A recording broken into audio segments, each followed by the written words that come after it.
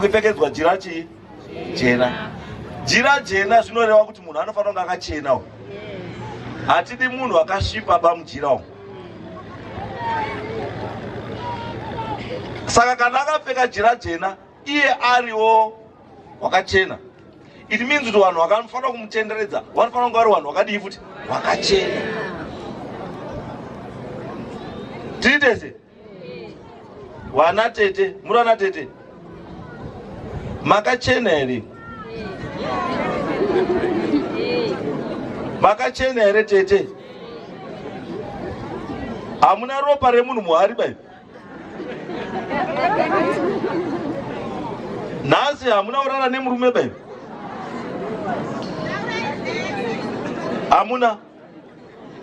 Apa hapagarwi natete arara nemurume usiku hapfuura. Apa hapagarwi natete ane kamushonga muzamu.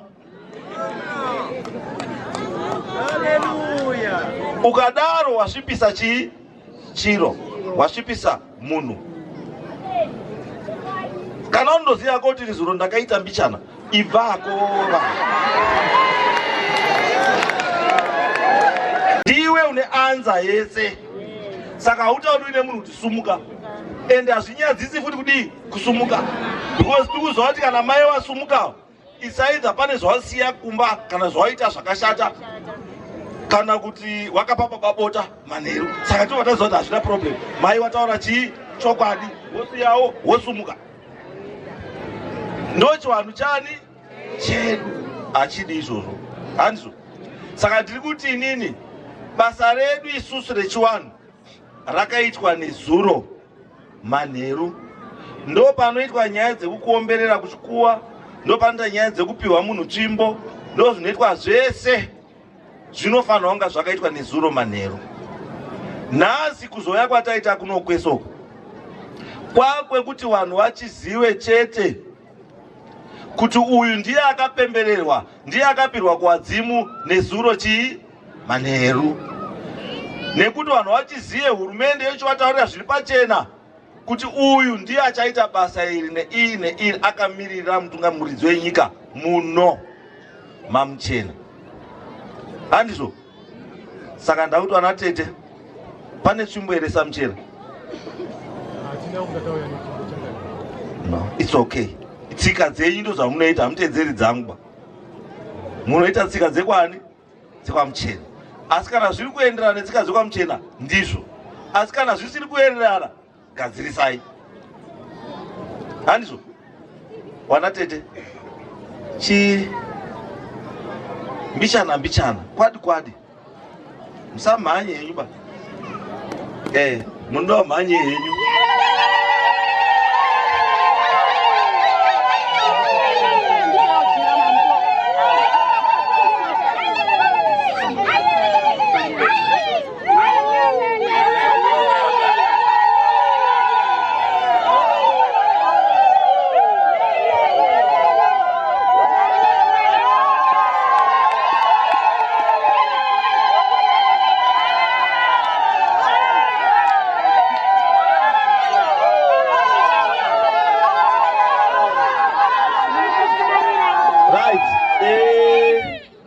Uyu mukomana avhurwa uya ndiye unonzi Itai Muchena nemudzimai wake. Saka ndakuti Itai kana wanga usati wachata chata.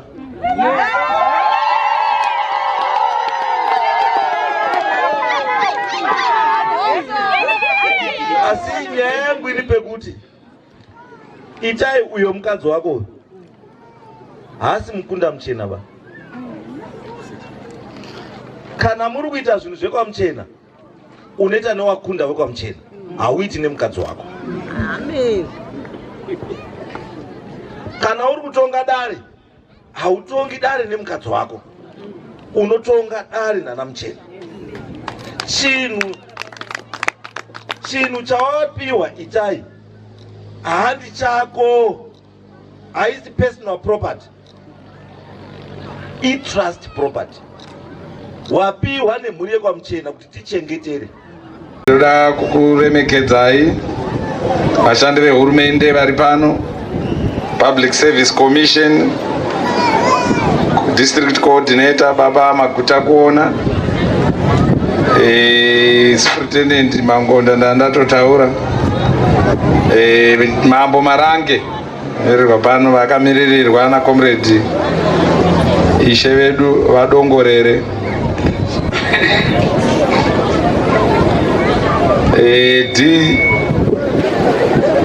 mapasta edu vari pano, pastor in charge Reverend Sanyangore vepano, pana pastor Reverend Mukoi vari pano,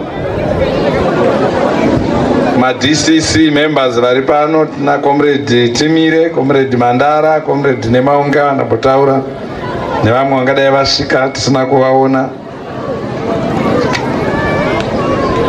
Ndinoda ndakazvininipisa zvikuru kuremekedza mhuri yekwaMuchena mese muri pano, nemadzitezvara nevakuwasha venyu. Nhasi zuva renyu, tinokuremekedzai zvikuru, comrades and friends. Ndine mufaro mukuru kumira pamberi penyu zuva ranhasi paugadzo hwaIshe Muchena. Tinoda kutenda president vedu Dr. Emerson Dambudzo Mnangagwa nebasa guru ravari kuita rekuita resuscitate umambo hwakanga hwaurawa nevapambe pfumi. Ndichivatenda zvikuru nekuapoinda kwavakaita nekutipa Mambo Mutasa mumvuri wemanyika. Vamanzwa kuti vaitora number 1 pakukatsika zvinhu. Tinawo madzishe akawanda province yese vane uruda kurisuscitatwa, vamwe vakatoapoindwa asi pasina chati chazofamba pakupedzisa basa. Tinozvitenda kuti pano zvinhu zvafamba nenguva.